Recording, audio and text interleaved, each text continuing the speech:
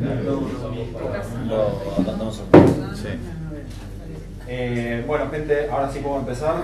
Te diría que traten de tomar, no sé si vos te vas a quedar ahí, querés venir acá, ahí Marquitos. Si quieren tomar algo, ya creo que se lo dije a todos, pero por si acaso lo arreglan con Tania, por muy poco les va a poder proveer un café o algo. El baño está acá, por si no se dieron cuenta, es un dato importante. Y para que tengan más o menos una idea, esto se llama Espacio Winchester, es de Fundación Base. Nosotros somos una fundación que nos encargamos en realidad de lo que es la promoción de ideas de la libertad, el pensamiento racional, y en general nos enfocamos en la economía y a la historia, a la política. Pero bueno, hay a veces excepciones como Ezequiel de Proyecto Sandía. Voy a dejar que se presente solo, porque más que decir que es Ezequiel de Proyecto Sandía, no puedo decir. Así, y un compañero de la secundaria. Así que bueno, voy a dejar que él más o menos se termine de presentar. Bueno, les agradezco a todos que hayan venido y para no estirarlo demasiado, vamos a dejar que lo vean. Bueno, pero gracias por venir. Yo pensaba que íbamos a hacer 5. Suerte se llenó casi. Primero, una cuestión de background. Vamos a hablar de enfermedades, salud, específicamente cáncer. Y yo no soy médico. Si se puede apagar el flash, por favor. No soy médico, así que bueno, lo que yo diga tómenlo con pinzas. Obviamente no voy a hacer recomendaciones de salud, pero lo que dicen los médicos también hay que tomarlo con pinzas, porque el hecho de que algo lo diga un médico no significa que sea una verdad absoluta. Eso se llama falacia de autoridad. En el mundo de la ciencia lo que importa siempre no es quién lo dice, sino en base a qué se dice. Siempre se cita, por ejemplo, a Albert Einstein como ejemplo de sabiduría para muchas cosas que no son el tipo se dedicaba a la física y le ponen citas relacionadas con Dios, con la felicidad, con incluso cosas que no ha dicho. También otros personajes como Abraham Lincoln, que dice, no tengo una diapositiva ahora, pero no sé, que la gente dice volvés en las redes sociales, firma Abraham Lincoln. Bueno, claramente no viene por ahí la cuestión. ¿Por qué el tema del cáncer? O sea, como el título de la charla. El cáncer es una enfermedad que nos afecta a todos y que posiblemente de todo lo que somos acá, entre 5 y 10 vayamos a tener cáncer alguna vez en la vida y posiblemente nos vayamos a morir de eso. ¿Por qué? En la antigüedad no había tanto cáncer como hay hoy, porque el cáncer es una consecuencia de la reproducción celular. En algún momento el ADN, que cuando se está reproduciendo hay algún fallo y ese fallo no es detectado a tiempo y las células empiezan a reproducir de forma descontrolada. Empieza a crecer y bueno, nos crecen tejidos donde no deberían haberlos y eso es lo que se conoce como cáncer. Depende en qué parte del cuerpo nos pase, qué células sean las afectadas en eso. Es un tipo de cáncer distinto. Por eso el cáncer no es una enfermedad y no hay una cura contra el cáncer, sino que son un globo de enfermedades muy distintas una de otra. Y bueno, se le llama cáncer por el fenómeno que lo lleva parecido. Pero eso también va de la mano de por qué no existe todavía la cura para el cáncer. Porque no es una cura, no es una enfermedad, no puede haber una cura porque no es una sola enfermedad. ¿Y por qué decía antes que antes no había tanto cáncer como hay ahora? Antes la gente se moría por otras cosas, antes la gente se moría por infecciones, por ejemplo. Antes uno se lastimaba la rodilla y se le infectaba todo y se moría. Y no llegaba a la edad suficiente como para tener cáncer, que suele ser una edad avanzada. ¿Por qué suele ser una edad avanzada? Porque, como decía antes, el ADN se reproduce, las células se reproducen, y a veces, o sea, de forma muy aleatoria, se reproduce mal y pasa eso. Y empieza a crecer un tumor donde no debería. Muchos lo consideran como una lotería, o sea, en la que estamos jugando todos todo el tiempo. Las células se reproducen todos los días, muchas veces por día, y en algún momento nos va a tocar la lotería, por desgracia, más antes o más después. Hoy en día, con los avances de la tecnología, las enfermedades infecciosas ya casi no existen, o sea, es muy raro, o sea, con los antibióticos y muchos otros avances de la ciencia y la tecnología no existe, o sea, es bastante más raro que antes morirse de una infección. Entonces la gente llega a edades más avanzadas y ahí empieza a sufrir la la cuestión del cáncer, digamos. Esto nos lleva a que el cáncer sea una enfermedad muy popular y que nos dé mucho miedo porque claramente no hay una cura no hay una cura general, si bien muchos cánceres sí se pueden tratar.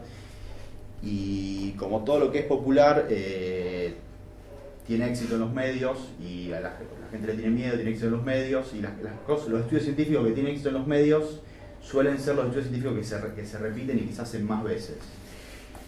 Esta imagen, por ejemplo, es, para que no sepan inglés, yo lo había traducido, no puse la versión traducida. Es interesante porque esta es una lista de alimentos: vino, tomate, té, leche, huevos, maíz, café, manteca y carne. Y cada punto rojo es un estudio científico.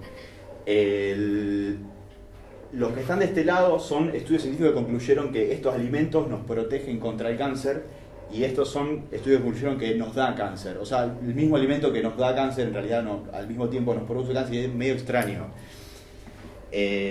Bueno, en realidad la cuestión es que, el trasfondo de esto es que en realidad no es que nos da cáncer el alimento, sino que hay muchos problemas en la publicación. O sea, ¿por qué llega un estudio a concluir eso? Cuando se analiza y se escarba en profundidad cada uno de esos estudios, tienen muchos errores metodológicos. Desde se hicieron con poca gente,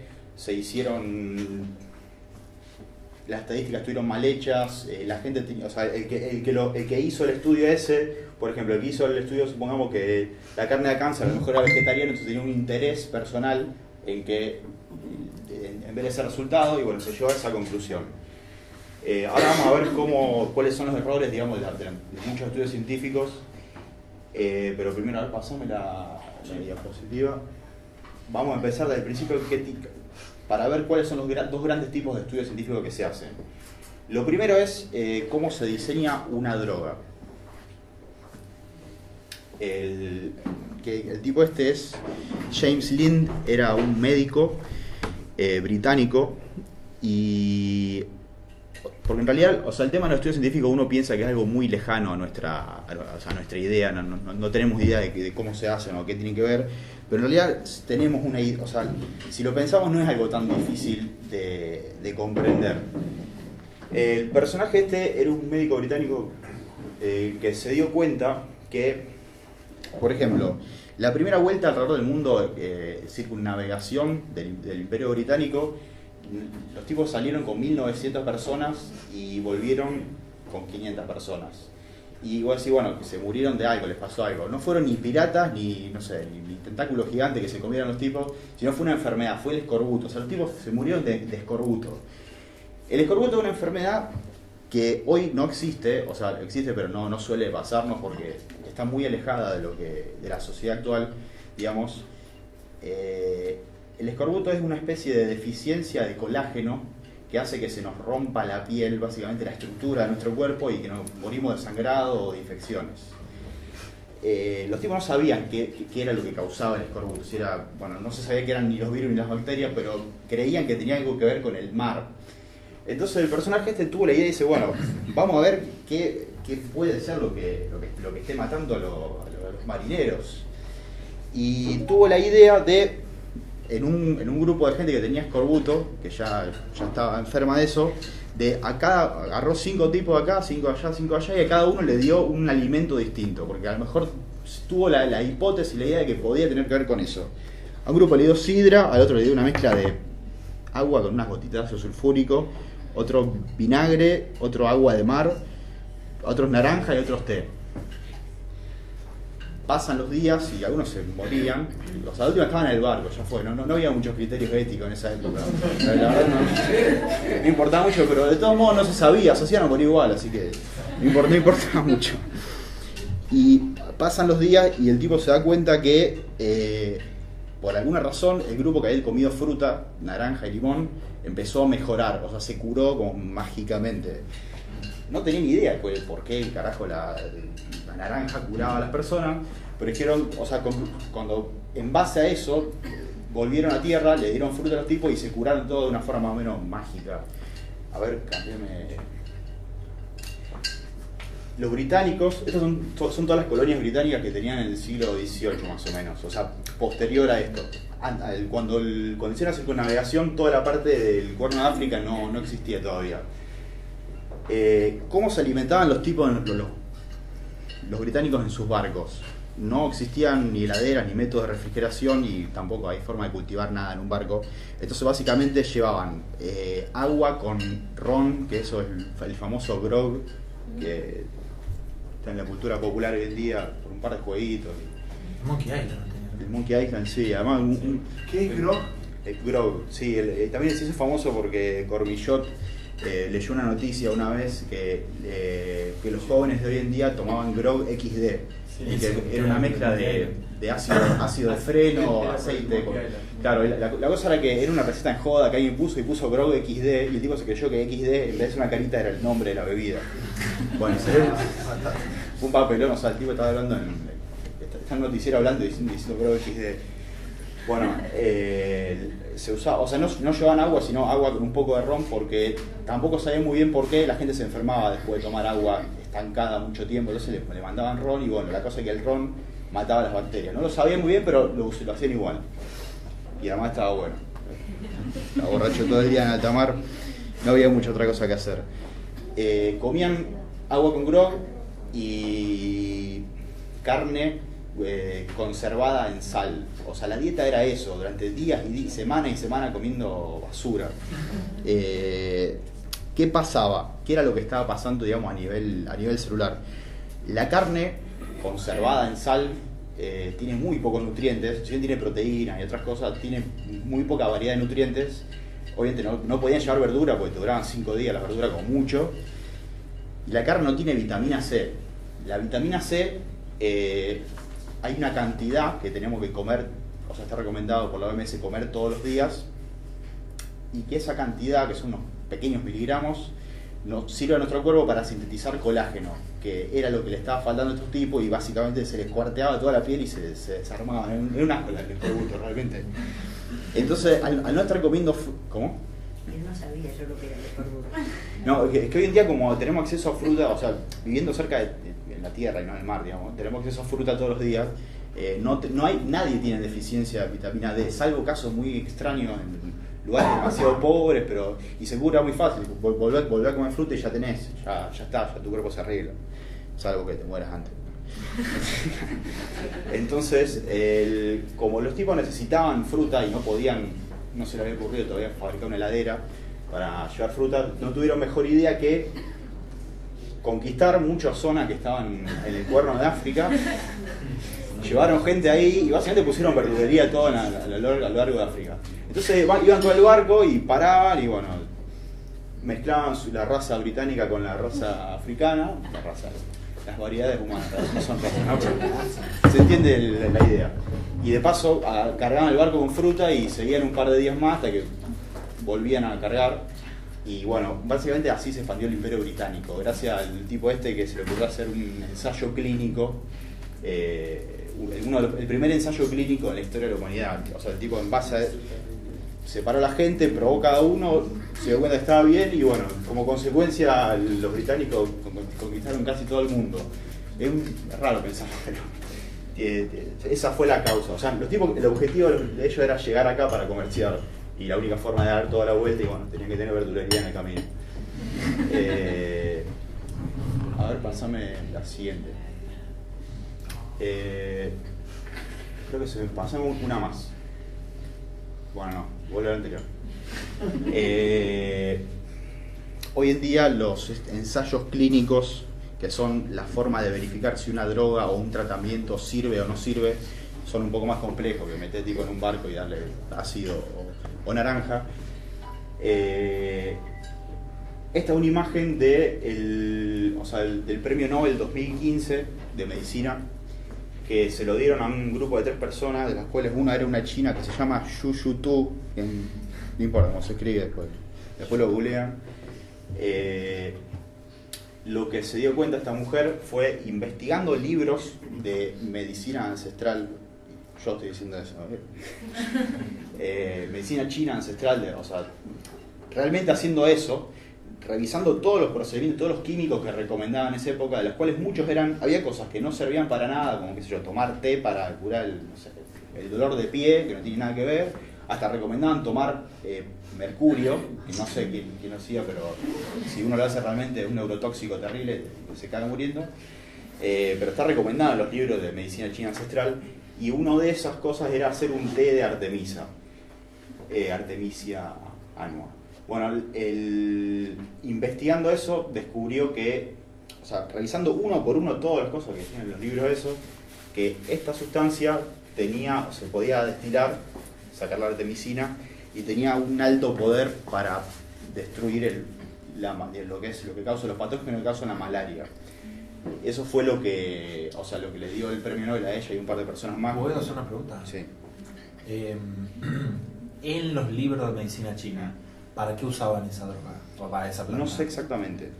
O sea, pero no lo usaban para... No, o sea, no es que ella simplemente copió para lo mismo. No, o sea... Encontró la planta. Claro, o sea, esa es la cuestión. Los chinos durante miles y miles de años recopilaron mucha variedad de plantas distintas y la usaban para cosas totalmente aleatorias. Creo que una de las recetas era tomar plomo para curar el dolor de cabeza. Sí, pero a lo que veo es que no funcionaba como una reivindicación de ese uso particular. No, ese uso particular no. O sea, después lo voy a ver bien, pero estoy seguro que no, porque en esa época la malaria ni siquiera estaba ni siquiera estaba catalogado como enfermedad, porque no... Ah, pero quizás, no sé, si había mosquito tomaban eso. No te lo podré confirmar en este momento. No sé bien. Pero es cierto que de esos libros antiguos de medicina ancestral china, o sea, como era una variedad grande, algunas cosas sirvieron, otras cosas no sirvieron para nada, otras cosas son letales si te las comes. Bueno, pero esta en particular sirvió. Esto viene a cuento de que lo que hizo esta mujer fue una etapa muy temprana, o sea, revisar en el libro, una etapa muy temprana de un gran estudio científico. Esa etapa muy temprana es una especie de etapa preclínica, en realidad anterior a la etapa preclínica. Pásame 2 imágenes.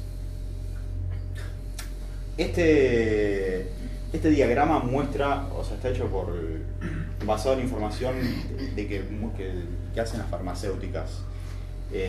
Así que quizá tengan un cierto conflicto de intereses, como por ejemplo los costos de lo que en teoría salen las cosas. Seguramente está inflado todo, a lo mejor es más barato llegar a una droga. La cosa es así, esta es una droga terminada y esto es el inicio de cómo se empieza a investigar. Acá lo que dice no se llega a ver es entre 5.000 y 10.000 compuestos. O sea, los tipos buscan compuestos en la naturaleza desde las plantas, como dice la mujer esta, Yuyutú, las plantas del libro chino, hasta, no sé, picar un insecto y te fijas si el químico tiene alguna relación con alguna enfermedad. Se hacen investigaciones hoy día un poco más avanzadas que, por ejemplo, fijarse cuál es la molécula clave de una enfermedad y tratar de diseñar una molécula que se encastre de alguna forma con esa. Pero bueno, eso pertenece a una de las etapas tempranas de descubrimiento de compuestos, de drogas. Estas etapas son etapas que se investiga in vitro. Pasamos a una imagen anterior.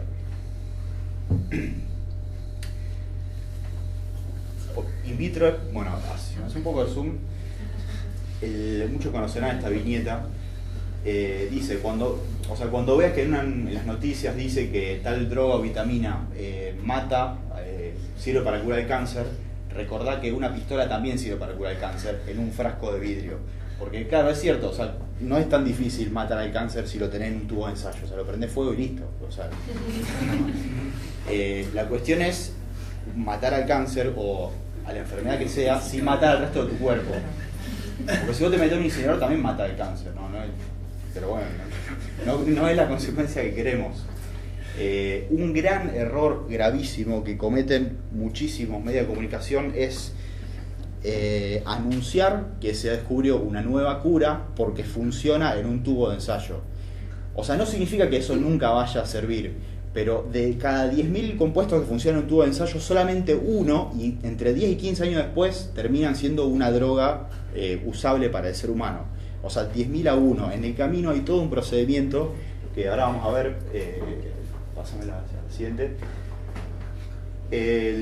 Acá dice, hace una estimación medio bolacera, dice entre 3 y 6 años. En realidad pueden ser, en el caso de la mujer esta, fueron 3.000 años, porque desde que los chinos lo escribieron hasta que se le ocurrió fijarse, pasaron 3.000 años. Esta parte dice descubrimiento de la droga y etapa preclínica. La etapa preclínica está escrito así, pero en realidad es prueba en animales. No está bueno hacer un gráfico que diga prueba en animales, testeo. Que básicamente lo que hacen es lo mismo que en la etapa anterior, nada más que agarran 10 ratones, 100 ratones, lo que sea, le inyectan, le hacen tener cáncer mediante una mutación o la enfermedad que sea. Le hacen tener una enfermedad y prueban si esa droga sirve para matar la enfermedad sin matar al ratón. A veces funciona, a veces no.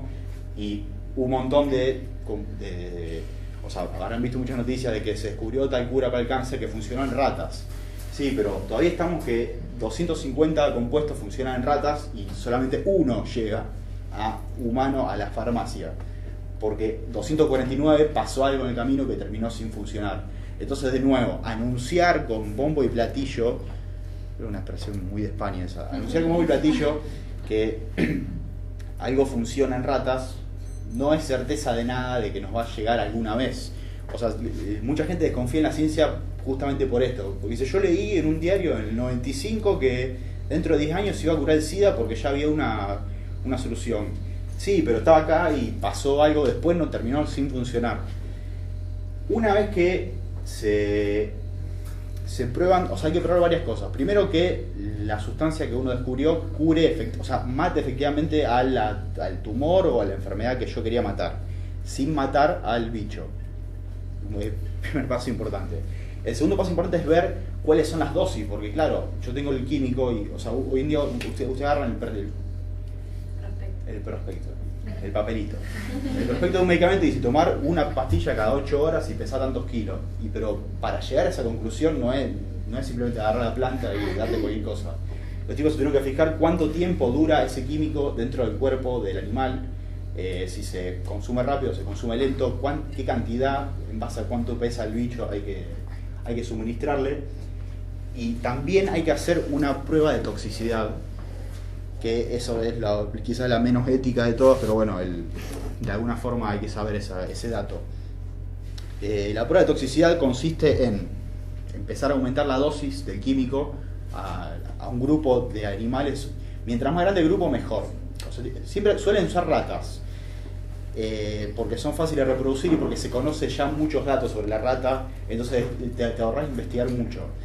De forma, o sea, si uno quiere ver qué tan tóxico es una sustancia, puede usar ratas, pero el dato no va a ser del todo certero y extrapolable al ser humano, ¿no? Porque vamos a tener una biología distinta. Algunos científicos, en algunos casos muy particulares de drogas que van a ser muy populares, pueden usar chanchos que tienen una biología muy parecida a la nuestra, más parecida que la rata, y hasta se usan chimpancés en ocasiones. Eso está cada vez más prohibido. Por ejemplo, en Europa se prohibió hace unos 10 años totalmente el uso de animales para probar cosméticos. Porque antes se usaban, no sé, me hacían comer el lápiz de labio hasta que se morían los bichos para ver cuánto. Y qué sé yo, o sea, no está bueno matar animales, pero de última, si es con el fin de salvar a niños, es justificable. Ahora, si es para pintar el labio a una mujer, rompa el bobo. Esa fue la conclusión de la Unión Europea. Las pruebas de toxicidad son lo siguiente: hay que verificar cuánto químico mata a las ratas. Entonces agarran 100 ratas y le empiezan a suministrar la droga hasta que se muere la mitad de las ratas, 100 o lo que sea. Entonces sacan con esa conclusión que tantos gramos de químico mata a la mitad de una población. Eso se llama LD50, letal dosis del 50% de una población. Es un indicador universal de niveles de toxicidad de sustancias. O sea, ustedes van a ver que pueden buscar de cualquier cosa, desde cafeína hasta tabaco o lo que sea, cuánto es la dosis letal. Por ejemplo, algo gracioso, quizá no es tan gracioso, pero la dosis letal del alcohol es una botella de whisky, por ejemplo. O sea, medio litro de alcohol puro, que sería más o menos una botella de whisky de litro, es letal. No nos morimos tanto porque en general vomitamos antes de tomarnos la botella entera. Además, o sea, para nuestro cuerpo es difícil metabolizar esa cantidad de alcohol en tan poco tiempo, pero si de alguna forma pudiésemos absorber todo el medio litro de alcohol en un par de horas, nos moriríamos. O por lo menos si fuésemos 10, la mitad de la gente se moriría. Porque eso está extrapolado de ratas y de un grupo grande. Una vez que se conoce qué tan tóxica es la sustancia, cuáles son los márgenes más o menos de seguridad, se pasa en estudios en humanos, que es un poco turbio también, pero bueno, hay que hacerlo de alguna forma. Los primeros, esto se divide en 3 etapas, en 3 fases, 1, 2 y 3. No fueron muy imaginativos. La primera, a ver, prendeme. En la fase 1 se suele hacer, o sea, en universidades de farmacología o temas afines en los cuales se investigan estas drogas, ponen avisos publicitarios, buscamos voluntarios sanos para probar una droga.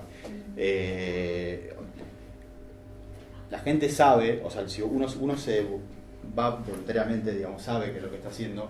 La droga esa nunca se probó en humanos todavía, y bueno, uno pone el pecho y te dan, no sé, 500 euros para ver qué onda. Vos tenés que estar sano porque claramente si la droga era peligrosa y vos tenías una enfermedad previa, te pueden morir. Hay gente que se muere, pero en general cuando ya llega a la etapa en humanos, de los 250 que había acá, solamente 5 llegaron a probarse en humanos, porque la mitad o se murieron todas las ratas, o al final no funcionó, o pasó lo que sea que no llegó a humanos. O sea, partimos de 10.000, 5 solamente se prueban en humanos.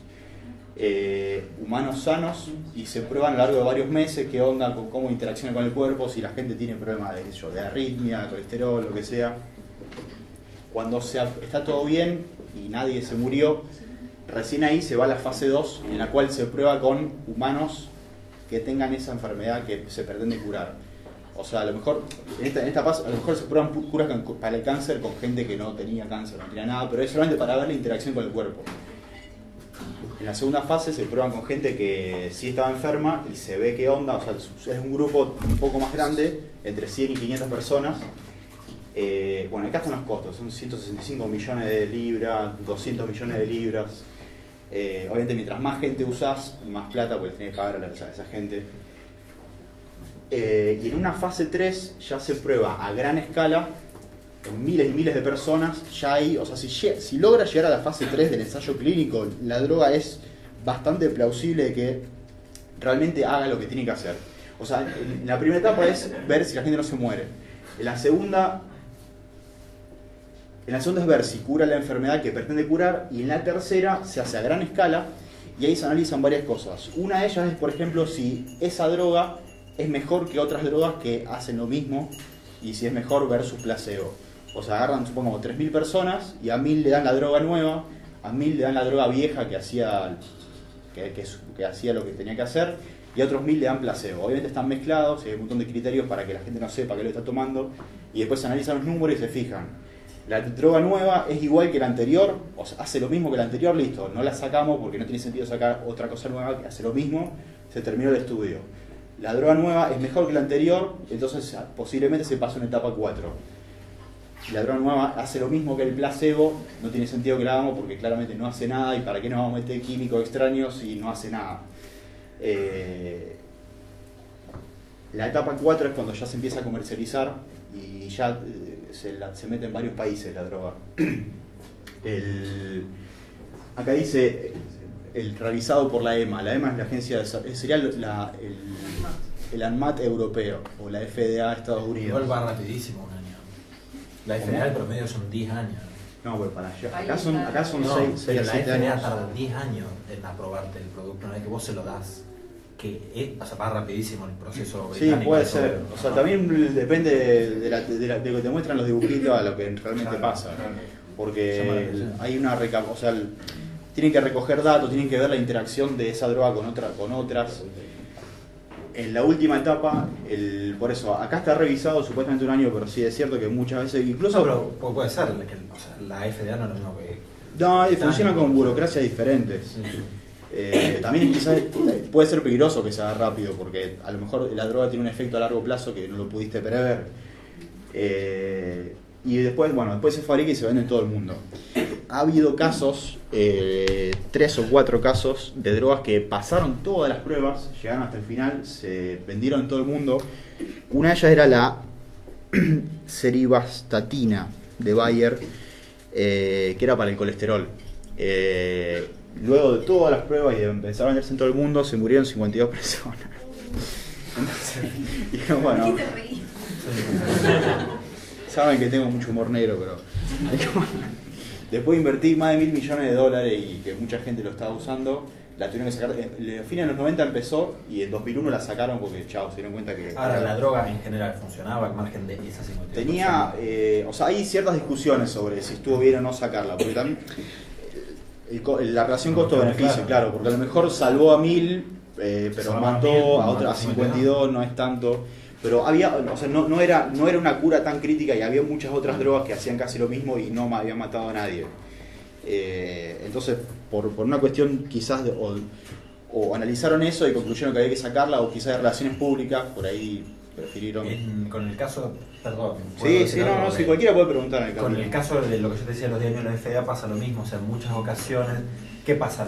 La FDA tiene un incentivo a esperar mucho tiempo, porque si vos sos la persona, el funcionario de la FDA que pone el gancho, y se muere alguien, el escándalo público te genera un problema político. Claro. Pero hay un asunto que es, si vos tenés una droga que va a salvar vidas y vos haces esperar a la gente 10 años para darle la droga, Claro, muere mucha gente en el camino. Ahí puede poner estar muriendo 20.000 personas por año de esa enfermedad que no, y si vos tenés un riesgo, puede ser que la droga genere un problema, es muy difícil saber realmente si el problema es mayor que la cantidad de gente que se va a morir por no usar la droga. Pero la diferencia es que o al no poner la firma, claro, vos te desligás los por muertos responsabilidad. no son directamente tuyos, son de la enfermedad, entonces te desligás. Es un tema bastante controversial porque, bueno, porque también... Me reclamaron hace muchos años atrás que hiciera recursos de amparo para exigir que le provean crotoxina, porque se había hecho toda esa campaña de que la crotoxina curaba el cáncer. Yo me negué porque, no, si no está probado y ya está aceptado de que es, pero hubo muchos recursos de amparos, los jueces lo otorgaron, la gente consiguió la crotoxina y obviamente sabemos que no sirvió para nada. La crotoxina es un derivado de la miel de abeja relacionado con la abeja. No. Esa es la apito. De serpiente. Veneno En los 90 se hizo una gran campaña publicitaria. Fue una charlatanería de Connie Molina, era uno de los médicos y el otro era Vidal. Eran dos que querían lucrar explotando la desesperación de la gente. Se importan, hoy en día salen carísimas. Las inyecciones de crotoxina se están importando. Tengo el padre, el tío una vez estuvo tratando con inyecciones de crotoxina y pagaba una fortuna para tratamiento contra el cáncer. Bueno, de más es decir que la crotoxina no. Lo sacan de serpiente y se lo dan a la gente y todo este proceso nunca existió. O sea, no fue probado ni contra la enfermedad en sí, ni contra... Ni qué tan tóxico es, no se sabe. Se sabe muy poco de la crotoxina. Creo que hubo algunos estudios que vieron que en realidad no llegaba a nada y se cortaron ahí, pero las movidas publicitarias y el mundo de lo New Age y acusar también a las farmacéuticas de que quieren ocultar una droga porque en realidad te hacen comerse con el cáncer. O sea, lo cierto es que puede existir que haya ciertas curas que la estén ocultando porque quieren hacer un negociado. Pero yo el argumento principal que tengo en contra de esas conspiraciones es que muchos de los médicos que trabajan ahí están buscando la cura contra el cáncer o contra la enfermedad que sea, porque van a ser el próximo hit mundial, o sea, van a ser el próximo Einstein, o sea, van a ser la persona que curó el cáncer. Entonces, yo creo que hay más incentivo para descubrir la cura contra el cáncer que para ocultarla, para poder venderle otro tipo de droga, pues se puede hacer negocio también con la cura contra el cáncer, si se descubriese y se confirmase. También es muy difícil que un tipo la descubra y lo oculten y millones de científicos de otros países no se dieron cuenta. Es como la conspiración ahí es medio... Yo no creo que haya una Pero cura. vos recordás también cuando fue el agua de Tlacote, se hacían charters de aviones para ir a buscar esa agua a México. Cuando traían esos bidones de agua en la aduana, los pararon. ¿Cómo van a entrar con esto? Llamaron, intervino el presidente Menem para permitir que entre el agua de Tlacote. ¿Y qué era esa agua? Agua nomás. Un caso muy interesante es el agua de la Virgen de Lourdes. En la zona de Lourdes, bueno, apareció supuestamente, alguien vio una Virgen una vez y la Virgen le dijo que construye una fuente de agua y no, algo así, que tiene que ver con lo que suele ver la gente cuando quizá uno delira, ve algo extraño y en vez de decirte cuál es la receta de la cura contra el cáncer, te dice que le construye una iglesia. Un misterio eso, pero la cosa es que hay un registro, no lo tengo acá, pero hay un registro gráfico que muestra los supuestos milagros que hubo, que hizo la Virgen de Lourdes a lo largo de los años. Y todos los años, en consecuencia de eso, el último fue en los años 60. O sea, a medida que avanzó la tecnología médica y mejoraron las cámaras de video y todo eso, desaparecieron todos los milagros. Es medio coincidencia quizás. La cosa es que todos los años peregrinan millones y millones de personas que tienen problemas de salud. Y si vos metés 1 millón de personas enfermas con enfermedades distintas en el mismo lugar, no es una buena idea. O sea, nunca. ¿Por qué no? O sea, uno tiene la defensa baja, el otro tiene un problema grande y se lo contagia al otro. Y no hay estadísticas epidemiológicas de cuánta gente murió como consecuencia de ir a la Virgen de Lourdes. Seguramente fue muchas, debe haber contaminación cruzada que termina en desastre, pero bueno, es un gran negocio que tiene que ver más con lo religioso. Estaba ese chiste de Gasalla, que para curarse tomó el agua bendita y le dio cagadera. Dice, tomé el agua que me dio. Bueno, eso más allá de un chiste, se hicieron una investigación, unos yanquis fueron a muchas iglesias, tomaron muestra del agua bendita, y todas las aguas benditas, como claramente toda la gente lo toca con la mano, es un criadero de bacterias tremendo, y todas las aguas benditas de toda la iglesia que probaban eran altamente tóxicas y peligrosísimas, era peor que meter la cabeza en el inodoro, básicamente. Vamos a continuar porque si no nos quedamos. Pasame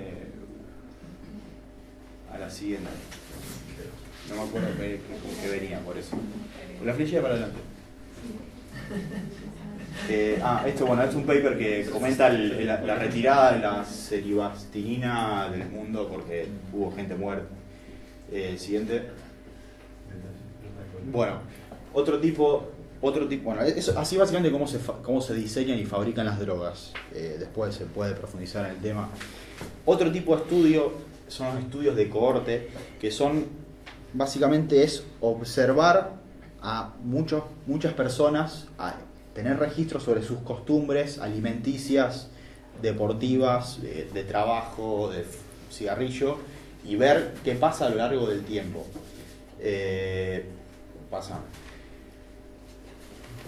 En general se suelen comparar varias cosas y uno a continuación saca conclusiones. Bueno, acá ven que, ven que claramente esta gráfica, como la anterior y la siguiente, son curvas que se relacionan y uno dice, bueno, claramente, sea lo que sea, tiene que estar relacionado. Pasame. Y una más. Esta es la primera.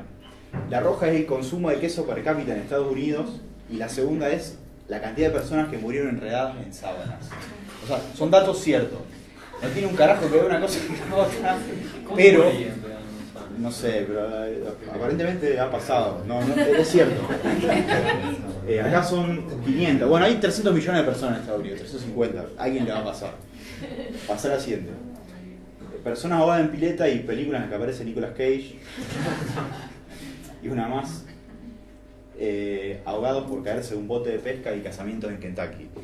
Hay un tipo que hizo un libro que se llama Correlaciones espurias, que muestran, o sea, el libro completo de correlaciones de cosas que no tienen nada que ver. Esto, ¿por qué viene al cuento? Los estudios de corte en general lo que buscan es ver cuál es la correlación entre una costumbre y una consecuencia, o mucha costumbre o lo que sea. El hecho de que dos cosas estén correlacionadas, como en este caso, no significa que realmente haya una relación. Correlación no implica causalidad, acá es simplemente coincidencia, y uno puede decir, pero ¿cómo va a ser coincidencia? Y bueno, ¿y cuál es la relación realmente entre el casamiento? Quizás los tipos se casaron y después se quisieron suicidar y bueno, pero no hay una relación visible. Pasamos una. Otro ejemplo, hace un poquito de zoom.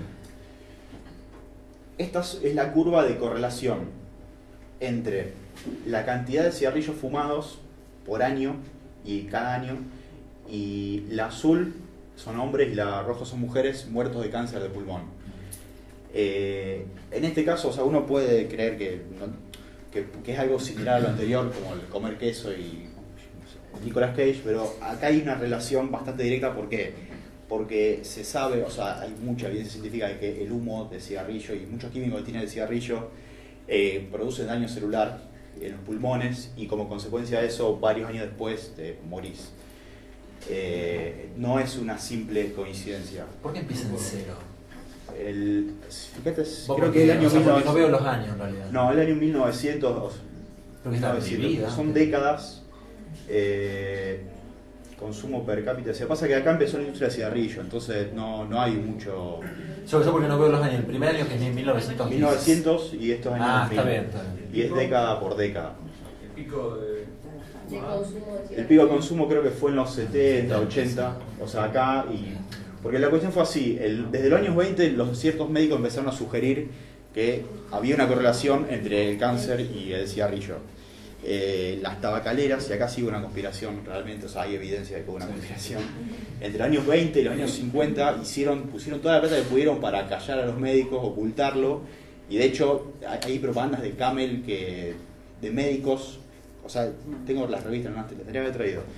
Médicos fumando y dice, los médicos recomiendan Camel. O sea, no, ¿por qué? O sea, era una cuestión de imagen, o sea, los tipos querían lograr que la gente relacione el cigarrillo con la salud y no con la enfermedad, pero bueno. Con el pasar del tiempo ya la evidencia era o sea, creció tanto la cantidad de muertos de cáncer que era inocultable, digamos, era tapar el sol con las manos, y ahí empezaron ciertas leyes, empezó la publicidad en contra de cigarrillos, la gente tomó conciencia y bajó un poco el consumo y bajó un poco la enfermedad. También hay otra cuestión de que, o sea, si bien es cierto que bajó el consumo de cigarrillo, ciertas cuestiones relacionadas con el cáncer de pulmón también disminuyeron porque en los últimos 20 años hubo muchos avances en métodos de detección temprana, desde radiografía hasta tomografía, resonancia magnética, y mientras más temprano uno encuentre un tumor es más fácil sacarlo. Hay una cuestión también que tiene que ver con que Sí. la calidad del aire interno en las casas y en general en las ciudades, en el caso de Estados Unidos, mejoró muchísimo en los últimos 50 años, muchísimo. Sí, Porque antes la calefacción era por carbón y eso es una porquería para el aire interno, y porque además eso, sumado a las costumbres industriales que había previa con la tecnología, Sí, en la los industria en 50, medio de la ciudad. el aire está muy contaminado en comparación a hoy en día, o sea, supongo yo que eso también influye. Claro, esa otra, parece raro que, o sea, muchos dicen que hoy es todo terrible, pero es cierto que hace unos 20, 30 años era mucho más sucia la ciudad. A ver, pasamos una más.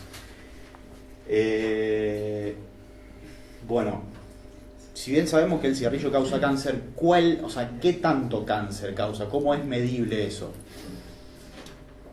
Esta es una curva de riesgo relativo de cáncer, y acá abajo son cuántos años lleva una persona fumando, y en el eje vertical es el riesgo relativo.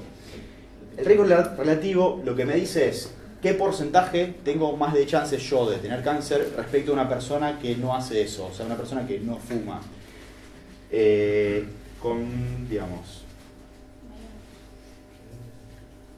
20 años, o sea, 20 años de fumar es poco en realidad la relación, o sea, lo que podría ser, pero con 20 años de fumar yo tendría un 3% más de probabilidades que una persona que no fuma. Ya si tengo 50 años, claramente voy a tener muchas más chances, pero lo que me dice esto es que la gente que no fuma también puede tener cáncer de pulmón, no es un requisito, no es una relación directa y exclusiva. La cosa es que el riesgo relativo luego de muchos años es bastante, llega hasta el 40-50%. Y pasan una más. Esta curva es una curva de riesgo relativo en consumo, o sea, de cáncer, luego de consumir mucho tiempo carnes rojas. Y uno dice, claro, la curva es más o menos parecida. Acá abajo dice, o sea, el eje X son la cantidad de gramos de carne procesada que yo consumo por semana. Por ejemplo, 100 gramos, esto sería 100 gramos por semana. ¿Y qué vemos acá? ¿Se puede hacer zoom o no? No estoy fallé con eso. Yo sumamos que como 100 gramos de salame por semana. Lo que tengo acá no es 13 ni 14, sino 1,3. O sea, en el otro veíamos que acá decía 40. Si yo comparo la curva una con la otra, esta curva, y lo pongo en el mismo eje, la curva sería casi plana. O sea, si bien el consumo de carne procesada es peligroso, o sea, es probablemente cancerígeno, los datos me muestran que encima estos son los márgenes de error, o sea, podría ser menos o más. Que no es, o sea, en comparación a la gente que no come carne roja, no hay casi diferencias. O sea, empiezo a ver diferencias cuando yo observo a 1 millón de personas. Capaz que hay 1 o 2 casos más de cáncer, o sea, entre el millón de personas que come salamín versus el que no come salamín. A diferencia del cigarrillo, que en 1 millón de personas hay cientos de casos más de cáncer en un grupo que en el otro grupo. A ver, pásame una. Bueno, y esto, la OMS esta semana, casualmente el miércoles, lanzó un comunicado de que ahora el agua caliente da cáncer. Fue muy oportuno porque yo iba a hablar del mate y del café, pero bueno, ya que estamos, tocamos el tema este. La Organización Mundial de la Salud tiene un grupo de investigación del cáncer que se llama IARC, que tiene estas 4 categorías. 1, sustancias cancerígenas. Acá puse las sustancias conocidas, pero obviamente si ustedes entran acá son cientos de sustancias, de las cuales son muchas sustancias químicas con nombres extraños de la industria que nunca escucharon y nunca van a escuchar. Seguramente hay cerca, pero no las conocemos. Asbesto se usó como aislante térmico hasta los años 80 aproximadamente, o 70, no sé si... Bueno, no importa. Es una espuma de fibra que se dieron cuenta, sí, pero no es fibra de vidrio, es otro químico. La fibra no es cancerígena. La fibra esa se hacía polvo fácil, la gente inhalaba polvo y el polvo terminaba quedándose clavado en los alvéolos de los pulmones y en algún momento rompían las células y se metían adentro y causaban daño en la reproducción y eso causaba cáncer. También está el asbesto, están en tanques de agua. Lo de fibrocemento. Cuando vean un tanque en la casa de su abuela, no tomen agua de ahí porque... ¿Vos decís lo de fibrocemento? Sí. Bueno, no hubo un reemplazo de eso, digamos. Sí, están Sí, ahora prohibidos, están pero- prohibidos. Están prohibidos, pero el problema que tienen con los tanques de agua, igual que lo que pasaba con se usaban como si fuesen vigas para techos, Sí. son techos autoportantes. El problema que tiene eso es que si no se rompe, Claro, si vos no vas no todos se los días y le libera. pegás al tanque, técnicamente no te pasa absolutamente Como nada. la cañería de plomo. Claro. El plomo es neurotóxico, pero si vos no te comés plomo rallado, que el agua pase por ahí no significa que arrastre plomo. Pero, también es cierto que una Sí. lluvia seguramente le produce golpes que te caen, hacen volar asbesto. Igual la mayor parte de los tanques de la ciudad son Sí, si miran de cualquier edificio, lo de cemento finito, es que a nivel constructivo es muy bueno porque vos mezclás lo que es cemento con la fibra y se hace una súper resistente y a muy poco espesor. Radiación. La palabra radiación es todo un tema porque la gente le llama radiación a muchas cosas y esto no se refiere a todos los tipos de radiaciones. La radiación que dice ahí es la radiación ionizante. La radiación ionizante, encima está definida medio como el culo, pero básicamente es radiación que arranca electrones a la sustancia que le pega. O sea, la luz es radiación, el calor es radiación, los rayos X son radiación, pero los rayos X pueden arrancarnos electrones y causarnos daño celular, la luz no lo puede hacer. El ultravioleta sí puede, las ondas de los celulares no pueden. ¿El de las camas solares? ¿Cómo? ¿El de las camas solares? Por eso. Cama solar. Ah, bueno, son rayos ultravioleta. Sí. Es ultravioleta. Sí.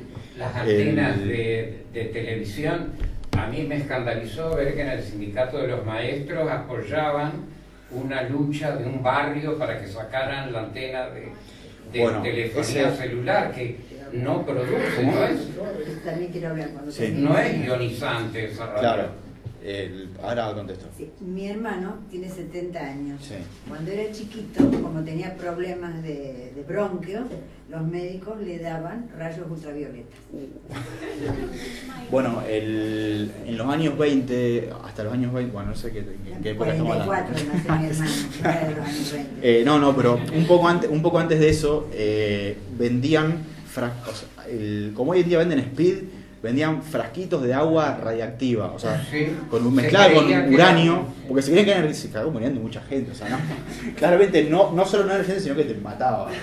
Fue una época muy extraña, al principio del 1900, cuando se descubrió la radioactividad, era muy divertido porque uno agarraba, por ejemplo, ¿vieron esa cosa brilla en la oscuridad? La pintura fosforescente, claro. Si uno pinta mezcla algo fosforescente con radio, el químico radio que es radiactivo, durante 10 años el coso está emitiendo ultravioletas y le pega al coso ese fosforescente y brilla. Entonces tengo algo que brilla por 10 años. Y está re bueno hasta que me mata de cáncer. Había el primer aparato de radiografía, había unos que eran móviles, y los médicos, los primeros médicos que los importaban, yo conozco mi familia de caso, me han contado, de que los hijos jugaban corriendo atrás para verse el esqueleto. Claro, bueno, es que hoy se sacan fotos de radiografía, en esa época había video radiografía. Hoy también la hay, pero está súper controlada y para cosas muy específicas. Pero era muy normal, usaban para probar en las zapaterías. Vos metías el pie y se fijaban si los huesos quedaban bien a los pies. Era totalmente al pedo. Te radiaban los pies con una sustancia con una energía. La puerta a la persona que vino recién. Con energía muy dañina que te arrancaba electrones y que te producía daño en el ADN y que producía tumores eventualmente, solamente para verte cómo te entraba el zapato. La verdad, una cuestión ridícula, pero no se sabía en esa época.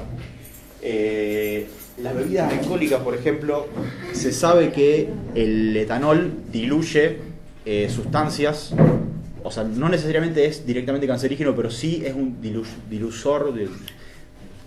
Produce un diluyente, gracias. Un diluyente de otras sustancias que posiblemente sí son cancerígenas. Por ejemplo, la combinación cigarrillo y alcohol es mucho más dañina que las dos cosas por separado, porque el alcohol diluye sustancias que tiene el cigarrillo que a lo mejor no me entraban en la célula, pero ahora sí, y aumenta el daño posible. Bueno, todo lo que está acá, y si quieren pueden entrar en Wikipedia, son bastante cancerígenos y es muy peligroso. Luego está la categoría de probablemente cancerígeno. ¿Qué significa probablemente? O sea, significa que los tipos no están muy seguros, pero por las dudas tengamos precaución con eso. El informe que sacó la OMS esta semana, que fue el 15 de junio, sobre las bebidas calientes puntualmente, es un informe de 2 páginas que cita 25 estudios distintos. Y me tomé el trabajo de leer uno por uno de los estudios y no, o sea, en el artículo mismo dicen que no está muy seguro porque algunos dicen que tomar, o sea, el problema es el agua de más de 65 grados. Esa fue la conclusión, el agua extremadamente caliente. Hay observaciones tanto de estudios de chiquitos en ratas, que no me imagino cómo lo habrán hecho, pero le metieron agua a más de 70 grados en la boca a ratas y bueno, vieron que después de mucho hacer eso le producía daño celular y en algún momento le generaba cáncer. También hay observaciones epidemiológicas que son un estudio de corte a gran escala. En Argentina y en Uruguay hay o sea, la gente que toma mate muy caliente, grupos muy grandes, tienen una cierta tendencia a haber un poco más casos de cáncer de boca, esófago, labio, todo lo que tiene contacto con el agua caliente. Pero parece que era el calor lo que produce. Claro, eso, sí, no sí. el mate. No, por eso el mate caliente. La Caliente a más de temperatura, 65 grados, porque el calor causa daño celular y bueno, si vos te producís una lastimadura muchas veces, las células tienen que reacomodar, o sea, reproducir para cubrir el hueco y en algún momento algo mal va a salir. O sea, es una hipótesis, tampoco está asegurado porque no saben cuál es exactamente el mecanismo, por qué realmente causa daño, pero por las dudas no tomen agua, si quema, o sea, es peligroso, no tomen agua que queme, sí. Básicamente. La carne roja es otro ejemplo de esto, carne roja y carnes procesadas. No cesarme comiendo carne, esa es la recomendación de la OMS. No hay que dejar de comer carne porque es ínfimo, o sea, apenas se mueve la aguja. A diferencia de no sé, comer asbesto o fumar tabaco, donde ahí sí está muy observado y el riesgo relativo es bastante grande. En el tema glifosato, o sea, es controversial que en Argentina la tierra que lucha contra el Monsanto y el imperio y todo eso, te lo pongan el glifosato en la misma categoría que el mate. Sí, que la carne y el mate, es como un insulto al argentino. Pero lo cierto es que la dosis letal de glifosato sería un vaso así. Si yo me lo tomo entero, ahí me muero. Si yo tomo una cucharita de glifosato, en teoría, no lo voy a probar, pero en teoría no pasa nada. No hay muchos datos sobre cuánto glifosato tengo que tener en sangre para que haya una diferencia.